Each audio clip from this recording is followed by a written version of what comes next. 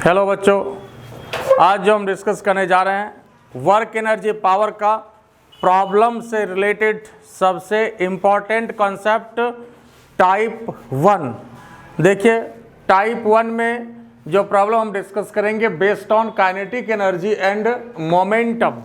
और सबसे पहली बात, ये जो टाइप है ये बहुत ही इम्पॉर्टेंट, और इसमें ये अकेला समझ लीजिए कि यह जो कॉन्सेप्ट है ये सैकड़ों क्वेश्चन को रिप्रेजेंट करता है। आप 1000 क्वेश्चन समझ सकते हैं, ये 1000 क्वेश्चन को रिप्रेजेंट करता है। एक क्वेश्चन इसमें 100 क्वेश्चन के बराबर होता है कम से कम। कैसे होता है इस पर भी बात करेंगे, लेकिन यहाँ पर सबसे पहले इसके ऑब्जेक्टिव टिप्स को समझिए, ऑब्जेक्टिव ट्रिक को समझिए कि क्या होता है। देखिए, जैसे आपके पास जो फॉर्मूला है काइनेटिक एनर्जी और मोमेंटम का रेशियो का K1/K2 इक्वल टू क्या होता है, P1² K1/K2 इक्वल टू क्या होता है, P1²/P2²। और काइनेटिक एनर्जी का जो फॉर्मूला होता है मोमेंटम के साथ P²/2m होता है। इसी से तो जब रेशियो डिवाइड करते हैं हम लोग तो यहाँ पर ये फॉर्मूला मिलता है। तो अगर क्वेश्चन अगर आपसे पूछे कि अगर मोमेंटम को हम 3% से इंक्रीज करते हैं तो काइनेटिक एनर्जी कितने % से इंक्रीज करेगा। मान लीजिए अगर हम पूछते हैं कि मोमेंटम को 3% से इंक्रीज करते हैं, ये क्वेश्चन आपको दिया गया है, मोमेंटम को 3% से इंक्रीज करते हैं तो काइनेटिक एनर्जी कितने % से इंक्रीज करेगा। देखिए, यह तो श्योर है, पहले मोमेंटम अगर इंक्रीज होगा तो काइनेटिक एनर्जी भी क्या होगा, इंक्रीज होगा। मोमेंटम अगर इंक्रीज होगा तो काइनेटिक एनर्जी क्या होगा, इंक्रीज होगा। और ऑब्जेक्टिव के लिए पहले आप ये डायरेक्ट याद रखें कि अगर मोमेंटम 3% से बढ़ेगा तो काइनेटिक एनर्जी 6% से होगा। अगर मोमेंटम 2% से बढ़ेगा तो काइनेटिक एनर्जी 4% से बढ़ेगा। अगर मोमेंटम 4% से बढ़ेगा तो काइनेटिक एनर्जी 8% से बढ़ेगा। अगर मोमेंटम 5% से बढ़ेगा तो काइनेटिक एनर्जी 10% से बढ़ेगा। तो ये दोगुना वाला नियम चलेगा, लेकिन हमेशा नहीं चलेगा।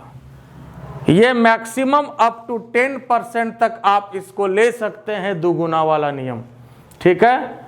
लेकिन अगर परसेंटेज ज्यादा हो तो वैसे स्थिति में आपका ये नियम क्या होगा, फेल कर जाएगा। परसेंटेज अगर ज्यादा हो तो वैसे स्थिति में क्या होगा, ये नियम फेल कर जाएगा।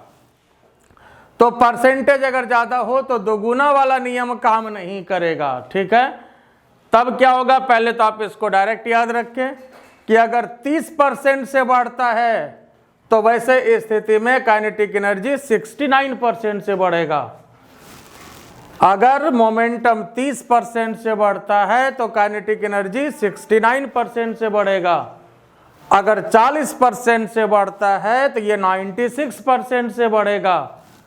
अगर 50% से बढ़ता है तो ये 125% से बढ़ेगा। 60% से बढ़ता है तो 156% से बढ़ेगा, 156% से बढ़ेगा। 100% से बढ़ता है तो 300% से बढ़ेगा। और इसको याद रखने के लिए मेमोरी ट्रिक है, मेमोरी टिप्स है। आप उसको ऐसे समझ सकते हैं, सबसे पहले तो देखिए, जैसे अगर परसेंटेज कम है तब तो दुगुना हम डायरेक्ट ले लेंगे। 5 का 10% हो गया, 4 का 8% हो गया, 3 का 6% हो गया, 2 का 4% हो गया। इसमें तो कोई कष्ट वाली बात है ही नहीं। लेकिन अगर परसेंटेज ज्यादा हो तो इसका दोगुना से ज्यादा वाला आंसर होगा। दोगुना तो नहीं होगा, ये श्योर है। अब कंफ्यूज करने के लिए अगर दोगुना दिया है तो उसको छाट देना है, उससे कम वाला है तो सब छट जाएगा। तो उससे ज्यादा वाला होगा, ये श्योर है। अब उससे ज्यादा में कौन, इसका अनुमान लगाने का तरीका, जो इसका जो टेक्निक है, इसका जो ट्रिक है, जैसे आप ऐसे समझिए, ये 30 है, यहां पर 1 लगाइए, कितना हो गया, 13 हो गया। 30 है ना, 0 हटाइए, यहां पर 13 लगाइए। 13 का स्क्वायर कितना होता है, 13 का स्क्वायर 169। अब उसके बाद 1 यहां पर इसको हटा दीजिए, कितना हो गया। ये जो बता रहे ये नियम नहीं है, आपको मेमोराइज करने का एक टेक्निक है, एक ट्रिक है। हालांकि ये कोई नियम नहीं है, सब जगह काम करे, ये जरूरी भी नहीं है, ठीक है। तो आपको जितना मैक्सिमम बिना बनाए अगर क्वेश्चन सॉल्व हो जाता है तो फिर आपको क्वेश्चन सॉल्व करने से मतलब है, बाकी आप कैसे सॉल्व किए ये कौन देखने जा रहा है। खास करके ऑब्जेक्टिव में। और आजकल तो ऑब्जेक्टिव का ज़माना है, कंपटीशन तो कंप्लीट ऑब्जेक्टिव है, अब तो बोर्ड में भी बहुत ज़्यादा ऑब्जेक्टिव है। ठीक है, तो चलिए उसी तरह से जैसे 40 है तो यहाँ 1 लगाइए, कितना हो गया 14, 14 का स्क्वायर 196। फिर 1 को आप हटा दीजिए यहाँ से, कितना हो गया 96%। फिर उसी तरह से 50 है, यहाँ पर 1 लगाइए, कितना हो गया 15 हो गया। 15 का स्क्वायर कितना होगा, 15 का स्क्वायर बोलो 225। अब 1 हटा रहे थे, यहाँ भी 2 में से 1 आप हटा दीजिए तो 1 रखिएगा यहाँ, 125%। उसी तरह से 60 है, तो 60 है तो यहाँ पर 1 लगाइए, 16 बचेगा, तो 16 का स्क्वायर कितना हो गया। अब फिर इसमें 1 को माइनस कर दीजिए, 1 को माइनस कर दीजिए, 156 हो गया। ठीक है, ये बाकी इधर वाला काम किया। और 100 के लिए आप डायरेक्ट याद रखिए कि 300% होगा। देखिए 100 का दुगुना कितना होता है 200, 200 तो होगा नहीं, 200 से ज़्यादा वाला होगा, तो ये सीधा आपको 300% याद रखिएगा। आई बात समझ में, ये बात क्लियर हो गया। तो यहाँ पर जो है जितना भी परसेंटेज हो, लोअर परसेंटेज हायर परसेंटेज, तो लोअर में आप डायरेक्ट दुगुना कर सकते हैं। ठीक है, लोअर में डायरेक्ट दुगुना कर सकते हैं, और हायर परसेंटेज हो तो इसको याद रखना है। और बाकी इसको भी हम बनाने का तरीका आपको बता रहे हैं, कोई भी परसेंटेज होगा तो आप उसको निकाल सकते हैं, लेकिन ये आपका डायरेक्ट याद रखने का तरीका हुआ। आई बात समझ में। पहले तो आप इसको लिखिए और इसके बाद देखिए बनाने का तरीका इसका क्या होगा। देखो जैसे मोमेंटम अगर इंक्रीज करते हैं कितने से, 3% से, तो कितने परसेंट से काइनेटिक एनर्जी इंक्रीज करेगा। देखिए दूसरी बात, यह जो फॉर्मूला हमने ये ऐसा क्यों कहा कि अपने आप में 100 क्वेश्चन है, 1000 क्वेश्चन है, यह ऐसा इसलिए कहा कि सबसे पहली बात ये सिर्फ काइनेटिक एनर्जी और मोमेंटम के लिए ही लागू नहीं होता है। यह आपका 11 का भी क्वेश्चन है, 12 का भी क्वेश्चन है, नीट का भी क्वेश्चन है, आईटी का भी क्वेश्चन है। क्यों 12 का क्वेश्चन है, तो ये फार्मूला सिर्फ आपका इसी के लिए नहीं है कि काइनेटिक एनर्जी मोमेंटम की ही बात होगी। आगे आप जैसे रेसिस्टेंस का फार्मूला पढ़ेंगे, R1/R2 = L1² करंट इलेक्ट्रिसिटी में रेसिस्टेंस का आपके पास ये फार्मूला है, इसको मैं यहाँ ऊपर लिख देता हूँ, R1/R2 = L1² अब जरा गौर करिए, अब यहाँ पर गौर करिए, ये फार्मूला को देखो और ये फार्मूला को देखो, दोनों एक जैसा फार्मूला है। और ऐसा सिर्फ ऐसा नहीं कि रेसिस्टेंस वाला लिखे हैं तो यही है, ऐसा कई जगह पर फार्मूला आपके पास है फिजिक्स में। और भी एक फार्मूला इसके पहले स्प्रिंग में हम लोग पढ़ चुके हैं। स्प्रिंग में कौन सा फार्मूला पढ़ते हैं, इलास्टिक पोटेंशियल एनर्जी पढ़े थे ना, ½ kx²। तो अगर U1/U2 की बात हो तो x1² की बात होगी। अगर सेम स्प्रिंग की बात करेंगे, k को यहाँ पर हटा दीजिए, आप कांस्टेंट है तो देख लीजिए 3 फार्मूला तो अभी आपके सामने यहाँ पर बोर्ड पर है। तो सोच लीजिए कि फिजिक्स में कितना फार्मूला होगा जो कि आपको इस कॉन्सेप्ट पर काम करेगा। आई बात समझ में। जैसे यहाँ पर अगर आपसे पूछे इस फार्मूला के आधार पर रेसिस्टेंस और लेंथ के बीच का जो फार्मूला है, रेसिस्टेंस और लेंथ के बीच का जो फार्मूला है R1/R2, पहले तो ये आप लोग लिख चुके हैं ना। तो रेसिस्टेंस का जो फार्मूला आपके पास है R1/R2 = L1² ये भी आप करंट इलेक्ट्रिसिटी में पढ़ेंगे। रेसिस्टेंस और लेंथ के बीच का फार्मूला है, अगर लेंथ बढ़ता है तो रेसिस्टेंस क्या होता है, बढ़ता है। लेंथ बढ़ता है तो रेसिस्टेंस क्या होता है, बढ़ता है। तो अगर लेंथ को अगर हम 3% से बढ़ा देंगे तो रेसिस्टेंस कितने परसेंट से बढ़ेगा, 6% से बढ़ेगा। सबसे पहले तो कन्फ्यूजन ये होता है, गलती ये होती है कि 3% से सोचते हो अच्छा उसका स्क्वायर होना चाहिए, तो 3 का स्क्वायर लगा देते हो 9% से, जो कि गलत हो जाता है। 4 का स्क्वायर लगा देते हो, 4% से कहें तो सोचोगे 4 का स्क्वायर 16, जो कि गलत हो जाता है ना। तो 4% से अगर लेंथ बढ़ता है तो रेसिस्टेंस कितने परसेंट से बढ़ेगा, 8% से। तब ये बताओ ये क्वेश्चन आपका किसका हुआ, करंट इलेक्ट्रिसिटी का हुआ कि नहीं, है ना। और ऐसा आपके पास कई क्वेश्चन करंट इलेक्ट्रिसिटी में है। लेंथ आपका बढ़ जाए 5% से तो रेसिस्टेंस कितने परसेंट से बढ़ेगा, 10% से। लेंथ बढ़ेगा 30% से तो रेसिस्टेंस कितने परसेंट से बढ़ेगा, 69% से। लेंथ बढ़ेगा 40% से, रेसिस्टेंस कितने परसेंट से बढ़ेगा? आई बात समझ में? तो आंसर तो आपका इसी तरह से चलेगा। तो यहाँ पर ये एक फार्मूला के लिए नहीं है, तो फिजिक्स में कई जगह पर आपको काम करेगा, इसलिए हमने कहा कि सैकड़ों क्वेश्चन का एक क्वेश्चन ये अकेला कॉन्सेप्ट होता है, ठीक है। और दूसरी बात, ये क्वेश्चन एरर का भी है। देखिए एरर का तो ऑलरेडी हमने बोर्ड पर लिखा ही है। If error in the momentum is 3%, then what will be the error in the kinetic energy. ये आपका एरर का भी क्वेश्चन हुआ, तो ये सोच लीजिए कि पहले अभी बोर्ड पर ही हमने कितने टॉपिक पर डिस्कस किया। ये एरर का भी क्वेश्चन, एरर का क्वेश्चन तो हमने डायरेक्ट लिखा है। और ये एरर के लिए इससे भी बनेगा कि लेंथ में एरर अगर 4% हो जाए तो रेसिस्टेंस में कितना एरर होगा। लेंथ में एरर अगर 4% हो जाए तो रेसिस्टेंस में कितना एरर होगा? 8% का आप एरर कर देंगे। मान लो आप कोई चीज़ निकाल रहे हो, किसी भी वायर का लेंथ निकाल रहे हो, और लेंथ निकालने के क्रम में आपसे 4% की गलती हो गई, तो आप रेसिस्टेंस जब निकालेंगे तो उसमें 8% आप गलत करेंगे। लेंथ निकालने में अगर 5% आप गलती कर चुके तो रेसिस्टेंस निकालने में क्या होगा? 10% आप गलती करेंगे। जैसे मान लो कोई भी वायर का लेंथ आप नाप रहे थे, था वो 1 मीटर, आपने गलती कर दी, आपने 105 सेंटीमीटर मेजर कर लिया, चाहे वजह जो भी हो, 105 सेंटीमीटर मेजर कर लिया, तो कितना परसेंट बढ़ गया लेंथ? 5% बढ़ गया ना। 100 में 105 हो गया, 100 से 105 हो गया, 5% बढ़ गया ना। तो कितना परसेंट आपका रेसिस्टेंस गलत हो जाएगा? 10% आपका गलत होगा। अगर सही आंसर रेसिस्टेंस का अगर 10 ओम आता है, आप उसमें 10% की गलती करेंगे, मतलब 10 का 10% कितना हो गया? कितना रुपया? 10 रुपया का 10% बढ़ा दीजिए, कितना रुपया हो गया? 10 रुपया आपके पास है, अगर 10% बढ़ जाए तो कितना रुपया हो गया? 11 रुपया हो जाएगा। तो वही 10 ओम अगर रेसिस्टेंस था, और अगर आप उसको निकालेंगे तो कितना हो जाएगा? वो 11 ओम आपका आएगा। आई बात समझ में? तो ये 10% की गलती हो गई, तो ये एरर का क्वेश्चन हो गया।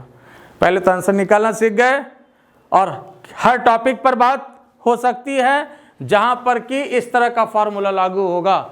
R1/R2 equal to L1/L2 square, K1/K2 equal to क्या? P1 square upon P2 square. बोलो इसमें कोई दिक्कत है? बात समझ में आया कि नहीं? तो इस टाइप से पहले तो हम लोग आंसर कर सकते हैं, और फिर इस पर हम आपको बताते हैं कि अब ये आता कैसे है, आपको अगर बनाना है तो कैसे बनाना है। पहले इसको लिख लीजिए, क्वेश्चन को भी। तो देखिए अब आइए बनाने का तरीका आपको बताते हैं, सिखाते हैं कि अगर क्वेश्चन जो आपको लिखा है कि अगर मोमेंटम 3% से बढ़े तो काइनेटिक एनर्जी कितने परसेंट से बढ़ेगा। तो आपके पास फॉर्मूला क्या है? K1/K2 equal to P1 square upon P2 square, है ना। तो यहाँ पर मोमेंटम को कितने परसेंट से बढ़ाना है? 3% से। तो इसका मतलब P2 equal to P1 plus P1 का 3%, है ना। परसेंटेज वाला जो हिसाब किताब है उससे चल रहा है। तो P2 इक्वल टू क्या हो जाएगा? P1 अब प्लस P1 का 3%, है ना। P1 तो है ही, इसका 3% बढ़ाना है। तो बोलो ये कितना हो गया? 100 P1 प्लस 3 P1, 103 P1 हो गया, 103 P1 अपॉन 100। तो P2 कितने के बराबर हो गया? देखो तो 103 P1 अपॉन 100, 103 P1 अपॉन 100। बोलो इसमें कोई दिक्कत है? क्लियर है? तो ये कितने के बराबर हो गया? देखो तो 1.03 P1, P2 equal to 1.03 P1। अब यहाँ पर आप पुट कर लीजिए, तो K1/K2 equal to P1 square upon P2 square. तो अब यहाँ पर देखो P1 तो P1 रहा, P2 के बदले 1.03 P1 का स्क्वायर करेंगे, ठीक है। तो ये देख लो कितना हो जाएगा? P1 स्क्वायर और 1.03 इंटू 1.03, इसको मल्टीप्लाई करो, देखो कितना आता है। 1.03 इंटू 1.03 कितना आता है? देख लीजिए 1.06 लगभग, यही ना आता है।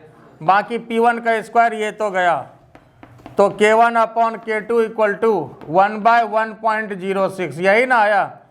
पॉइंट हटाइए, ऊपर डबल जीरो लगाइए। अब यहाँ पर देखिए K1 मतलब क्या है, ये आपके पास इनिशियल काइनेटिक एनर्जी है, और K2 का मतलब हुआ कि आपके पास फाइनल काइनेटिक एनर्जी है। ठीक है, तो K1 इनिशियल, K1 आपके पास 100 है, K2 आपके पास 106 है। आप ऐसे समझो कि शुरू में आपके पास 100 रुपया था, अब आपके पास 106 रुपया हो गया। कितना परसेंट बढ़ा? 6% बढ़ा था। पैसे ही जवाब दे सकते हैं। शुरू में आपके पास 100 रुपया था, बाद में 106 रुपया हो गया, तो कितना परसेंट बढ़ा? कितना परसेंट बढ़ा? 6% बढ़ा था। पैसे ही जवाब दे सकते हैं। फिर अगर लम्हारने का मन हो कि कैसे परसेंटेज, तो जो तरीका प्रतिशत आप क्लास 7, 8, 9 में पढ़े हैं उसको लगा दीजिए। प्रतिशत लाभ वाला जो तरीका होता है ना, परसेंटेज बेनिफिट, है ना। तो क्या लेते हैं जी, तो लाभ प्रॉफिट इसमें कितना हो गया? 6 का हुआ इंटू, है ना, और नीचे यही ना। क्या होता है प्रतिशत लाभ के लिए, क्या तरीका हम लोग लेते हैं? लाभ गुना 100 बटे क्रय मूल्य। तो क्रय मूल्य यहाँ पर कितना है? 100, यही ना करते, 6% निकल गया, है ना। प्रॉफिट इंटू 100 इंटू नीचे CP, कॉस्ट प्राइस, इसको क्रय मूल्य बोलते हैं हिंदी में, कॉस्ट प्राइस CP, यही ना लेते हैं। हालांकि ये सब बच्चा वाला बात है, इतना करने का काम नहीं पड़ना चाहिए। आपको काम तमाम यही कर देना। ठीक है, पहले तो आंसर देखो, क्वेश्चन पढ़ने के साथ आंसर आपको कर लेना है। अब लम्हारिएगा तो यही जाएगा लंबा। ठीक है, तो इसका आंसर आपको 6% मिल चुका। कितना परसेंट से काइनेटिक एनर्जी बढ़ेगा? 6% से। काइनेटिक एनर्जी कितना से बढ़ेगा? 6% से। आई बात समझ? बाकी सब की जरूरत नहीं है। इसी में यहाँ पर इधर उधर करके आपको काम कर लेना है। हो सकता है ऊपर 50 आ जाए, नीचे 53 आ जाता, तो 50 को 2 से गुना करके हम 100 कर लेंगे। इस टाइप से यहाँ पर मैक्सिमम में आपका काम हो ही जाएगा। ठीक है, ये बात समझ में आया कि नहीं आया? ठीक है, तो काइनेटिक एनर्जी कितना से बढ़ा? 6 से। फॉर्मूला आपके पास K1 upon K2 equal to P1 square upon P2 square. और या अगर ऐसा क्वेश्चन कहे कि भाई मोमेंटम 6% से बढ़ता है तो काइनेटिक एनर्जी कितना से बढ़ेगा? मोमेंटम 6% से बढ़ता है तो काइनेटिक एनर्जी कितना से बढ़ेगा? 3% से। क्योंकि इसी को अगर हम इस फॉर्मूला को ऐसे भी तो लिख सकते हैं ना, P1 upon P2 equal to root under K1 upon K2। देखिए दोनों फॉर्मूला एक ही है ना। K1 upon K2 equal to P1 square upon P2 square, या P1 upon P2 equal to square है, इधर इसको रूट मार दिया। बोलो कोई तकलीफ है इसमें? तो यहाँ पर इधर रूट लगा दिया, तो root under K1 upon K2। ध्यान देने वाली बात यह है कि अगर रूट रहे तो उसको आधा कर देना है, छोटे परसेंटेज के लिए। स्क्वायर हो दुगुना कर देना है। मोमेंटम 3% से, तो काइनेटिक एनर्जी 6% से। मोमेंटम 3 है तो इसका दुगुना कर देना है, और अगर रूट आ गया तो आधा कर देना है। स्क्वायर और रूट नहीं करना है, दुगुना और आधा करना है। अब क्यों करना है, तो ये निकाल के हम लोग साबित कर चुके, देख चुके हैं। आई बात समझ में? बाकी आप किसी क्वेश्चन को फिर आप बनाइए। ये बात क्लियर हो गया? तो 3% वाला तो देख लिए 6% आया, 4% वाला भी देख लीजिए, आपको 8% लगभग आएगा ये। ठीक है, बोले इसमें कोई दिक्कत है?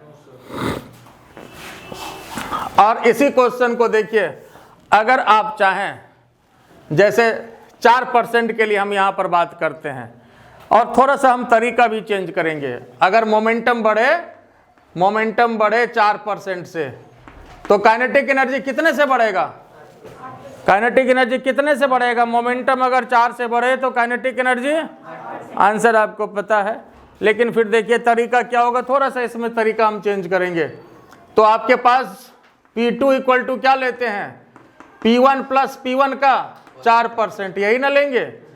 तो फिर 100 P1 प्लस 4 P1, 104 P1, ये P2 हो गया अपॉन 100, तो 1.04 कर दें। ठीक है, ठीक बात है। अच्छा अब यहाँ देखो, हमारे पास जो K1 अपॉन K2 का फॉर्मूला है, जरा ध्यान दीजिए।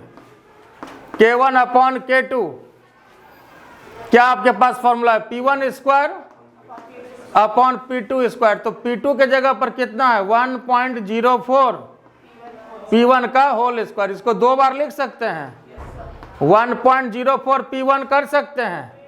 अब यहां देखिए ये इससे गायब हो गया, ठीक है। तो ऊपर क्या हो गया देखो, तो यहां ऊपर जो है जैसे है नीचे 1.04 है इंटू 04, ऊपर 100 कर दें, देखो तो स्क्वायर कर दें। कोई तकलीफ है इसमें? ऐसा कर सकते हैं, K1 अपॉन K2। अब करते हैं इसको पलट देते हैं, K2 अपॉन K1 लिखा, 104 अपॉन 100 स्क्वायर। बोलो कोई तकलीफ है इसमें? ठीक है। तो अब यहां पर इसको ऐसा लिख सकते हैं 1 + 4/100 कर सकते हैं, इसका स्क्वायर कर दीजिए, कर सकते हैं। अब देखो यहां पर क्या करना है, इसमें बाइनोमियल लगा देना है। बाइनोमियल जैसे लगाओगे तो यहां ये दुगुना हो जाएगा, होगा कि नहीं बताओ? यहां जरा ध्यान दीजिए, अब यहीं पर थोड़ा सा चेंज है प्रोसेस। तो यहां पर K2 अपॉन K1 कितना आ गया देखिए, तो 1 + 4/100 स्क्वायर। तो 1 + 4 दूना 8/100। बाइनोमियल कहता है कि यहाँ पर जो पावर है इसके साथ इसको मल्टीप्लाई कर दीजिए। According to binomial expansion binomial theorem ये कहता है कि यहाँ पर जो पावर है इसके साथ मल्टीप्लाई कर दीजिए। तो इसके हिसाब से कितना हो गया देखिए, तो 108 हो गया, नीचे 100 हो गया। K2/K1 ये आपके पास आया, यहाँ से आपको आंसर अब मिल गया। K1 मतलब इनिशियल, ये इनिशियल है, कॉस्ट प्राइस ये फाइनल है ना, ये है सेलिंग प्राइस, है ना। ऐसे समझो तुम्हारे पास 100 रुपया पहले था, अब 108 रुपया हो गया। कितना परसेंट बढ़ गया? कितना परसेंट बढ़ गया? कितना परसेंट बढ़ गया? 8% बढ़ गया। आंसर तो पहले से पता है, ये बात साबित हो गया कि 8% कैसे हुआ।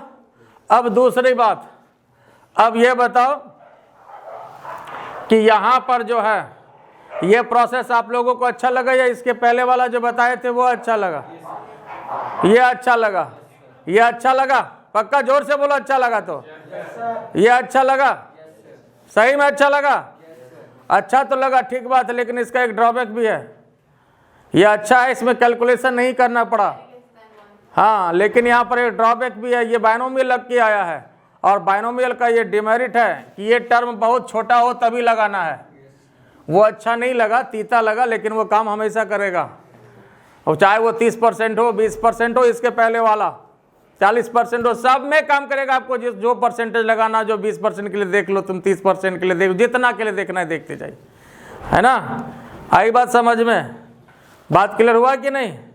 लेकिन यह जो बाइनोमियल वाला तरीका है ये हमेशा काम नहीं करेगा, इसलिए कि बाइनोमियल जो लगता है आपको ये पता है कि 1 + xn 1 + nx हो जाता है, लेकिन कंडीशन है यहाँ पर कि x का वैल्यू थोड़ा 1 से ज़्यादा छोटा होना चाहिए, तभी यहाँ बाइनोमियल काम करता है। ये इसका ड्रॉबैक है।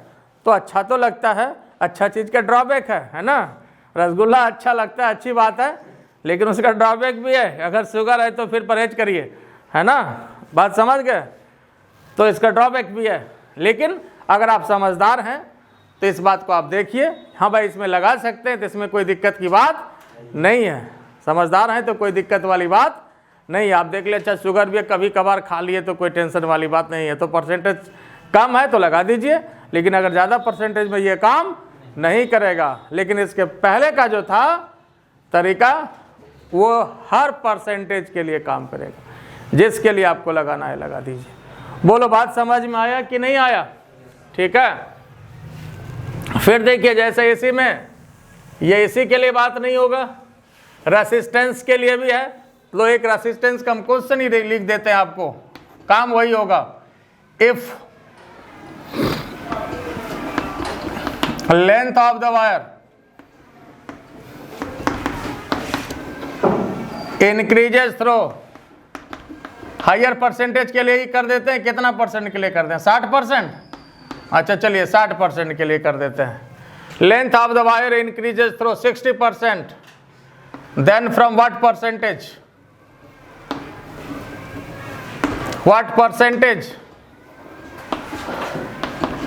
रेसिस्टेंस इंक्रीजेस, है ना? ये बना सकते हो कि नहीं? अच्छा यहां तक सबका हो गया है, ठीक है, इसको ट्राई करिए। अब देखिए जो क्वेश्चन आपको दिए हैं, if length of the wire increases through 60%, then from what percentage resistance increases? तो सबसे पहले तो आपके पास फॉर्मूला है R1 upon R2 equal to L1 square upon L2 square, यही ना होता है? तो ये देखिए आपका रेसिस्टेंस और लेंथ से रिलेटेड क्वेश्चन, करंट इलेक्ट्रिसिटी का आपके पास ये क्वेश्चन आ गया। तो यहाँ पर जो है L2 equal to L1 plus L1 का कितना परसेंट बढ़ाना है? 60%। तो 100 और 60 कितना हो गया? 160 L1 अपॉन 100, तो ये कितना हो जाएगा? 1.6 L1, ये L2 का वैल्यू हुआ। अब यहाँ पर आप बैठाओ, यहाँ पर पुट करना है R1 upon R2 equal to कितना हो जाएगा? L1 square upon L2 square. L2 कितना? 1.6 L1 का स्क्वायर है, दो बार लिख दें, 1.6 L1, ये कट हो गया। तो ये कितना हो जाएगा देखिए तो 2.56, पॉइंट हटाइए, 00। अब R1 तुम्हारे पास शुरू वाला है, R1 इनिशियल है, R1 इनिशियल है और ये फाइनल है। आपने कोई चीज़ 100 रुपया में खरीदा, 256 रुपया में बेच दिया, कितना का फायदा हुआ? कितना परसेंट का फायदा हुआ, है ना?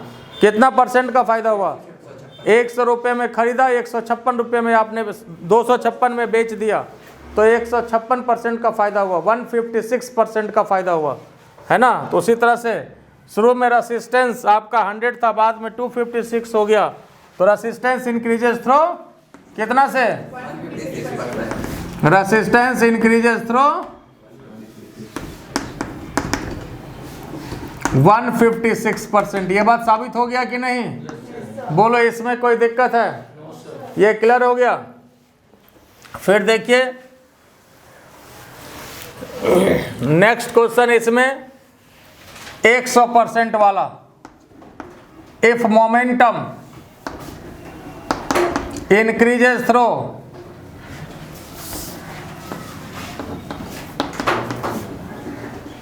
मोमेंटम अगर बढ़े कितना से? 100%, then find out from what percentage kinetic energy increases. देखो इंक्रीज करेगा, ये बात तो तय है, जब मोमेंटम बढ़ेगा तो काइनेटिक एनर्जी क्या होगा? मोमेंटम, चूंकि m भी आपके पास फॉर्मूला होता है, मोमेंटम के बढ़ने का मतलब होता है कि वेलोसिटी का बढ़ जाना, और जब वेलोसिटी बढ़ जाएगा तो काइनेटिक एनर्जी भी बढ़ेगा ही। और ऐसे भी आपके पास फॉर्मूला है K1 upon K2 equal to P1 square upon P2 square. तो मोमेंटम अगर बढ़ेगा तो काइनेटिक एनर्जी बहुत ज़्यादा से बढ़ता है, यहाँ पर फॉर्मूले में स्क्वायर है, ठीक है। अब यहाँ पर देखिए 100% की बात है, तो पहले तो फॉर्मूला आप ले लीजिए, K1 upon K2 equal to P1 square upon P2 square, यही ना फॉर्मूला आपके पास है, क्लियर है? अब यहाँ पर देखिए साहब, तो P2 equal to P1 plus P1 का कितना परसेंट?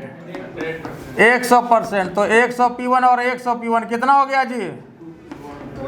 200 P1, नीचे 100 कितना हो गया? 2 P1। तो P2 इक्वल टू कितना? P2 इक्वल टू कितना? तो 100% से बढ़ने का मतलब होता है कोई चीज़ दोगुना हो जाना, ऐसे याद भी रखिएगा सिंपल वे में। आप जितना मैक्सिमम मेमोराइज किसी चीज़ को करिए, मिनिमम कैलकुलेशन करिए, तो आप समझिए कि कंपटीशन में आप आगे निकल रहे हैं। जितना ज़्यादा आप कैलकुलेशन आप ब्रेन में करिए, इस बात को ध्यान में रखना है। बोर्ड में तो खैर बनाने की बात है, लेकिन कंपटीशन में जो है जितना फास्ट चलिए उतना फ़ायदा होगा। तो 100% बढ़ने का मतलब दोगुना हो जाना। P2 इक्वल टू 2 P1, अब यहाँ पर बैठा दीजिए, K1 upon K2 P1 square upon P2 square, तो 2P1 का square, K1 upon K2 P1 square 4P1 square, ये खत्म ये खत्म, K1 upon K2 equal to 1/4। अब यहाँ पर देखो, अब तरीका क्या होगा, अगर आप यहाँ तक पहुँच जाते हैं कहीं भी किसी भी क्वेश्चन में प्रतिशत आपको निकालना है, ऐसे तो आप समझदार हैं तो यहीं लिख दीजिए। अगर समझदार हैं तो 1 रुपया में कोई चीज़ खरीदे, आप 4 रुपया में बेच दिए, कितना प्रतिशत का फायदा हुआ, कितना प्रतिशत का फायदा हुआ, कितना प्रतिशत का फायदा हुआ, 300% का फायदा हुआ, 3 रुपया का फायदा हुआ, प्रतिशत आपका 300 हुआ, 3% नहीं हुआ जनाब, है ना। 1 रुपया में खरीदे 3 रुपया में बेचे या 4 रुपया में बेच रहे हो तो 3 रुपया का फायदा हुआ, प्रतिशत 300% हुआ। आई बात समझ में। तो अब तरीका यह है कि यहाँ पर क्या करना, आपको ऊपर भी डबल जीरो लगा दीजिए, नीचे भी डबल जीरो लगा दीजिए। वैसे तो अगर आप समझदार हैं तो ये लगाने की भी कोई ज़रूरत नहीं है, समझ जाइए कि ऊपर 100 हो गया नीचे 400 है, तो कितना प्रतिशत का फायदा हुआ, 100 रुपया में खरीदे 400 में बेच दिए तो 300% का फायदा हुआ।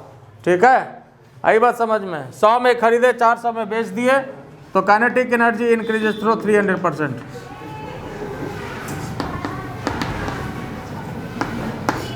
300%। और अगर इससे भी कम समझदार हैं तब तो तरीका जो छठा सतमा से बना रहे हैं वो लगाइए, है ना। प्रतिशत निकालने का तरीका है ना, लाभ गुना 100 बटे क्रय मूल्य। तो इसमें लाभ कितना हुआ, 1 रुपया में खरीदे 4 रुपया में बेचे, 1/4 अगर ले रहे हो तो इसके अनुसार लाभ 3 रुपया का हुआ गुना 100, कॉस्ट प्राइस कितना 1, परसेंटेज कितना आ गया देख लीजिए 300%। ये सबसे कम समझदार है तो, है ना। वैसे यहाँ तक आपको नहीं जाना, ठीक है, आपको यहाँ पर काम तमाम कर ले देना। हो सकता है कहीं ऐसा आ जाए, ये भी आ जाए कि ऊपर जैसे 25 आ गया नीचे 36 आ गया, इसको 4 से गुना करके हम लोग जो है कर लेंगे, उसको 100 आ गया 144 आ गया, मान लो अगर ऐसा आता है तो। ऊपर 25 आ गया तो उसको 4 से गुना करके 100 में कन्वर्ट कर लेंगे। आई बात समझ में, ये बात क्लियर हो गया। तो चलिए इसको लिख लीजिए, इसके बाद हम नेक्स्ट टाइप पर बात करते हैं। अब देखिए इसमें नेक्स्ट टाइप जो डिस्कस करने जा रहे हैं, इसमें स्टॉपिंग डिस्टेंस। यह भी इंपॉर्टेंट टाइप क्वेश्चन बनता है, छोटा टाइप है लेकिन कि इंपॉर्टेंट टाइप है। स्टॉपिंग डिस्टेंस निकालना, जैसे मान लो कि कोई भी गाड़ी किसी सर्टेन वेलोसिटी से जा रहा है, ठीक है, या गाड़ी की बात आप छोड़ दीजिए, कोई भी बॉडी हो जिसको आप किसी भी ग्राउंड पर ज़मीन पर आप प्रोजेक्ट करते हैं किसी सर्टेन वेलोसिटी से, और वो कुछ समय के बाद रुक जाता है, तो वह जो डिस्टेंस होता है, जितने डिस्टेंस के बाद वह बॉडी रुकता है, उसी को बोला जाता है स्टॉपिंग डिस्टेंस। क्या बोलते हैं उसको, स्टॉपिंग डिस्टेंस। तो आखिर जो रुकने के पीछे वजह होती है वो होती है वर्क डन अगेंस्ट फ्रिक्शन। किसके वजह से रुकती है, work done against friction, friction के वजह से रुकती है। आई बात समझ में, फ्रिक्शन के वजह से रुकती है। और ऐसे भी प्रैक्टिकल तौर पर कोई भी जो गाड़ी है वह भी जो रुकती है वो फ्रिक्शन के वजह से ही रुकती है। तो मन में आपके हो सकता है कि भैया ब्रेक क्यों लगाते हैं, तो ब्रेक लगाने से ये होता है कि चक्का का रोटेशन बंद हो जाता है। क्या होता है, ब्रेक लगाने से चक्का का रोटेशन बंद हो जाता है। ब्रेक का पावर इतना ही है, वो चक्का के रोटेशन को बंद कर दिया। तो चक्का के रोटेशन को जब बंद कर दिया तो गाड़ी जो है अब घसीटते हुए कितना दूर जाएगा, क्योंकि रोड में फ्रिक्शन बहुत ज़्यादा होता है, टायर में भी आपका फ्रिक्शन है, तो वह घसीटते हुए बहुत दूर तक नहीं जा सकता है। इसलिए वह जो है हार्ड ब्रेक जब लीजिएगा तो 1 मीटर के बाद 2 मीटर के बाद वो रुक ही जाता है, थोड़ा वो फिसलेगा, स्लाइड करेगा, लेकिन रुक जाएगा। देखिए रुकने के पीछे वजह क्या है, फ्रिक्शन है। फ्रिक्शन ना रहे तो आप जितना हार्ड ब्रेक मारना हो मार लीजिए, गाड़ी आपकी रुकने वाली नहीं है। लीनियर वेलोसिटी पर कोई कंट्रोल ब्रेक का नहीं होता, वो एंगुलर वेलोसिटी को कंट्रोल करता है, लीनियर वेलोसिटी को फ्रिक्शन ही कंट्रोल करता है। आई बात समझ में, ये बात समझ गए। तो अब यहाँ पर देखिए, जैसे मान लो कोई भी गाड़ी v वेलोसिटी से जा रहा है, बाकी तो जो भी मानेंगे 50-100 जो बाद में मान लीजिएगा, लेकिन पहले अभी मान लेते हैं कि v वेलोसिटी से जा रहा है, ठीक है। और मान लेते हैं कि s डिस्टेंस के बाद आके रुक गया, ए से चला बी पर रुक गया, और ये सरफेस रफ है और कोएफिशिएंट ऑफ फ्रिक्शन कितना है, म्यू है। तो इसमें कंसेप्ट ये होगा कि ये बताइए कि इस बॉडी के पास, कोई बॉडी मान लीजिए, गाड़ी छोड़ दीजिए, गाड़ी में तो इंजन लगा हुआ है, यहाँ पर हम लोग फ्रिक्शन की बात कर रहे हैं, कोई भी बॉडी है, इसको आपने वेलोसिटी दे दिया है और ये यहाँ आकर के रुक गया। तो ये बताइए यहाँ पर बॉडी के पास कौन कौन सी एनर्जी है, यहाँ पर बॉडी के पास काइनेटिक एनर्जी है, सिर्फ काइनेटिक है, पोटेंशियल तो है नहीं। क्या है यहाँ बॉडी के पास, काइनेटिक एनर्जी है, ठीक है। और यहाँ पर बॉडी के पास, यहाँ पर बॉडी रुक जाता है, मान लो यहाँ पर बॉडी जाकर के रुक गया, तो काइनेटिक है क्या, काइनेटिक है क्या, पोटेंशियल है क्या, पोटेंशियल भी नहीं है। तो यहाँ नहीं तो काइनेटिक है, नहीं तो पोटेंशियल। जब ग्राउंड ही है तो ये पोटेंशियल कैसे यहाँ हो जाएगा, ग्राउंड पर ही ना गाड़ी है, थोड़े ना हवाई जहाज जैसे चला गया जो पोटेंशियल हो जाएगा। तो यहाँ पर ना तो काइनेटिक है ना तो पोटेंशियल है। तो ये बताओ कि आखिर यहाँ पर जो इसके पास जो वेलोसिटी था, जो काइनेटिक एनर्जी थी, काइनेटिक एनर्जी जो थी यहाँ पर, वो गया कहाँ, तो वह जो है फ्रिक्शन के अगेंस्ट वर्क डन करने में गया, वह फ्रिक्शन के अगेंस्ट वर्क डन करने में खत्म हो गया। आई बात समझ में। तो इसमें कंसेप्ट क्या होगा, कंसेप्ट क्या होगा, वर्क एनर्जी थ्योरम लगेगा, है ना। तो यहाँ पर जो है काइनेटिक एनर्जी जो बॉडी का होगा, यहाँ पर भी समझिए यही आपका वर्क एनर्जी थ्योरम है। According to work energy theorem, kinetic energy of the body कहाँ गया, ये काइनेटिक एनर्जी जो है कहाँ खत्म हुआ, work done against friction, work done against friction. तो काइनेटिक एनर्जी कितना है, हाफ mv²। और यहाँ वर्क डन अगेंस्ट फ्रिक्शन, तो वर्क का क्या फॉर्मूला होता है बताओ तो साहब, फोर्स इनटू डिस्प्लेसमेंट। तो फोर्स के स्थान पर Fr लेंगे, मतलब यहाँ पर कौन सा फोर्स है जिसके अधीन बॉडी वर्क कर रहा है, कौन सा फोर्स है जिसके अगेंस्ट बॉडी वर्क कर रहा है, फ्रिक्शनल फोर्स। किस फोर्स के अधीन बॉडी वर्क कर रहा है, फ्रिक्शनल फोर्स। तो यहाँ पर जो Fr के स्थान पर क्या लेंगे, म्यू इंटू R के स्थान पर mg, S अपने जगह पर, यहाँ पर हाफ mv², तो हाफ mv² म्यू R के स्थान पर mg इंटू, बोलो इसमें कोई तकलीफ है, Fr को म्यू R दिया और R जो है, चूंकि यहाँ पर ये हॉरिजॉन्टल सरफेस है तो R mg के बराबर होगा, आपको पता है ना, फ्रिक्शन पढ़ चुके हम लोग। कोई भी हॉरिजॉन्टल सरफेस पर बॉडी जब होता है तो mg नीचे ऊपर की तरफ नॉर्मल रिएक्शन, तार किसके बराबर होता है, mg के बराबर होता है। तो यहाँ पर देखिए अब जो कैंसिल हो करिए, है ना, तो s कितने के बराबर हो जाएगा, v²/2 म्यू g। और यही जो है स्टॉपिंग डिस्टेंस का फॉर्मूला होता है, this is formula for your stopping distance. का मतलब हुआ कि इतने डिस्टेंस के बाद गाड़ी रुक जाएगी, इतने डिस्टेंस के बाद गाड़ी रुक जाएगी। बोलो बात समझ में आया या नहीं, ये बात क्लियर हुआ या नहीं। अब इसी में देखिए अगर आपको हम क्वेश्चन दे दें, है ना, जैसे वेलोसिटी अगर हम दे दें 50 मीटर पर सेकेंड है ना, म्यू का वैल्यू दे दें 0.2, और क्या चाहिए, और तो कुछ नहीं चाहिए इसमें। कोई भी बॉडी का वेलोसिटी आपको दिया गया और कोएफिशिएंट ऑफ फ्रिक्शन दिया गया, बताइए गाड़ी कितनी देर में रुकेगी, मतलब कितना डिस्टेंस के बाद रुकेगा, है ना। तो आप S = लगा लीजिए v²/2 म्यू mg, है ना। और इसको याद रखना, इसको डायरेक्ट याद रखना, नहीं तो इतना निकालने में समय लगेगा। तो यहाँ पर देखिए 50, ये भी 50, नीचे 2, म्यू का वैल्यू 0.2 और g 10 ले लीजिए, कोई दिक्कत नहीं है ना। तो ये कितना आ गया जी, 625, ठीक है। v² 50 × 50, नीचे 2, म्यू का वैल्यू 0.2, ये 10 हो गया, ये खत्म हो गया, पॉइंट यहाँ हटा दिया, ठीक है। 2 से कटाएंगे तो कैलकुलेशन चेक कर लो, ठीक है ना।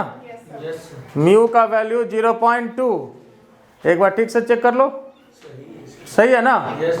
तो 625 metre, this is your answer. तो ये आपका स्टॉपिंग डिस्टेंस हो गया। आई बात समझ में? बोलो ये क्लियर हुआ या नहीं? मिटा नहीं रहे अभी। देखो सिर्फ यहाँ पर थोड़ा सा फिर एक प्रैक्टिस के लिए हम दे रहे हैं। अब वेलोसिटी यहाँ पर दे रहे हैं 100 मीटर पर सेकेंड, म्यू का वैल्यू जो है 0.4, निकालिए स्टॉपिंग डिस्टेंस। स्टॉपिंग डिस्टेंस समझ गए हो ना क्या होता है? ये प्रैक्टिस के लिए है। स्टॉपिंग डिस्टेंस क्या होगा? और इसी क्वेश्चन को, इस टाइप के क्वेश्चन को एक और तरीके से बताए थे पहले, स्ट्रेट लाइन मोशन में, है ना, रिटार्डेशन प्रोड्यूस करा करके। ठीक है, 1250 आ गया? तो यहां देखिए लगा दीजिए इस फॉर्मूले को। तो एस इक्वल टू याद रखना है v square upon 2 mu G. बोलते जाओ 2-4 बार, v स्क्वायर अपॉन, हाँ v स्क्वायर अपॉन, याद रहेगा कि नहीं रहेगा? तो 100 गुना 100 नीचे 2, म्यू का वैल्यू 0.4, जी 10। बोलो जी कितना आया आंसर?